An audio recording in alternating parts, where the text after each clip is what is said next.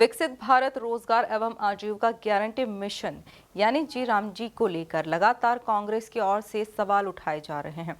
इस बीच अब कांग्रेस की ओर से फैलाए जा रहे भ्रम को दूर करने के उद्देश्य से कैबिनेट मंत्री कैलाश विजयवर्गीय की ओर से प्रेस वार्ता ली गई, जिसमें उन्होंने जी राम जी की योजना को लेकर महत्वपूर्ण जानकारी दी। इसी के साथ मंत्री कैलाश विजयवर्गीय ने जी राम जी के फायदे गिनाए हैं। देखिए यह खास रिपोर्ट। जी राम जी पर बोले मंत्री कैलाश विजयवर्गीय। मंत्री विजयवर्गीय ने गिनाए योजना के फायदे। विजयवर्गीय बोले, योजना से नहीं होगा पलायन, योजना से आत्मनिर्भर बनेगा ग्रामीण भारत।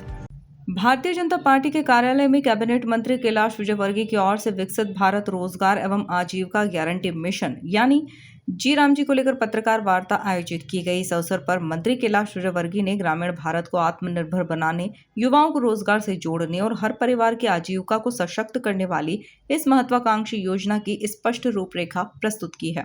जी की प्रेस कॉन्फ्रेंस लेनी, तो अध्यक्ष जी का तो आदेश का पालन करना होता है। मुझे ये समझ नहीं आता कि राम के नाम से आते ही कांग्रेस की भोई क्यों बन जाती है। अब जी राम जी शॉर्ट फॉर्म है विकसित भारत गारंटी रोजगार एवं आजीविका मिशन ग्रामीण, ये उसका पूरा नाम है। उसका शॉर्ट फॉर्म है जी राम जी। पूरे प्रदेश देश के अंदर आंदोलन चल रहा है इसके खिलाफ। मैं कांग्रेस के लोगों से पूछना चाहता हूँ कि 1980 में श्रीमती इंदिरा गांधी ने राष्ट्रीय ग्रामीण रोजगार कार्यक्रम चलाया था। राजीव इंदिरा जी चली गई, उसके बाद राजीव जी आए, उन्होंने उसका जवाहर रोजगार योजना नाम कर दिया।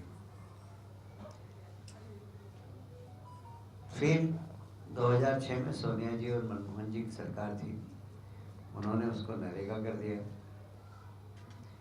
इसी सरकार ने 2 अक्टूबर को मनरेगा नाम कर दिया। तो जवाहर रोजगार योजना से मनरेगा नाम दिया, तो क्या जवाहरलाल नेहरू का अपमान हो गया? और वैसे भी गांधी परिवार की लगभग 600 योजनाएं इस देश के अंदर चल रही है, अलग अलग। राजीव गांधी खेलकूद पुरस्कार, राजीव जी का खेलकूद से कोई संबंध ही नहीं रहा कभी। उनके नाम से खेलकूद की पुरस्कार है। ऐसे 600 योजनाएं सिर्फ नेहरू गांधी परिवार की इस देश के अंदर चल रही। और अगर जी राम जी नाम हो गया तो ऐसा क्या हो गया कि देश भर में कांग्रेस सड़क पर निकल गई और आंदोलन कर रही।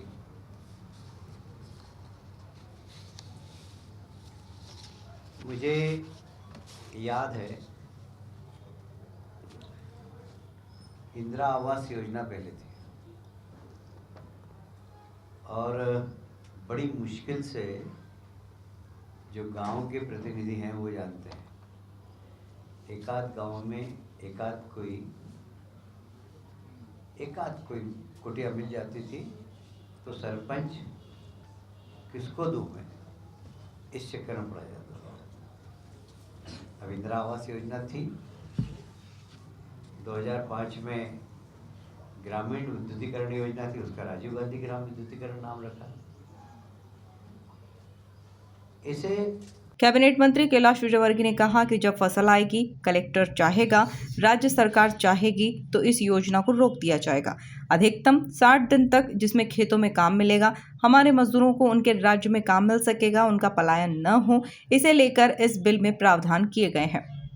क्या कोई मसौदा तैयार हुआ है? और दूसरा, मजदूरों का पलायन किस हद तक रुक पाएगा? देखिए, एक तो सबसे बड़ी बात यह है कि आपने देखा होगा कि मैंने बताया कि पहले 6% प्रशासनिक खर्चा था, 9% हो गया। तो अब लेखापाल की जगह नहीं है, लेखापाल की नियुक्ति हो सकती है, इंजीनियर की नियुक्ति हो सकती है।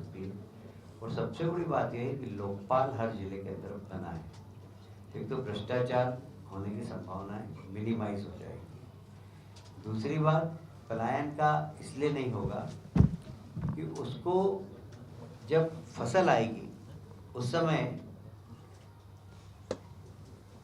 कलेक्टर चाहेगा, राज्य सरकार चाहेगी तो इस योजना को रोक दिया जाएगा अधिकतम 60 दिन तक, तो उसको खेतों में काम मिल जाएगा। और इसलिए हमारे प्रदेश के ही मजदूरों को हमारे प्रदेश में ही काम मिले, उनका पलायन नहीं हो, इस दिशा में इस बिल में प्रावधान किए गए हैं। और लोकपाल आने के बाद जो आपको शंका है कि भ्रष्टाचार की शिकायतें बहुत आती है, वो भी कम होगी।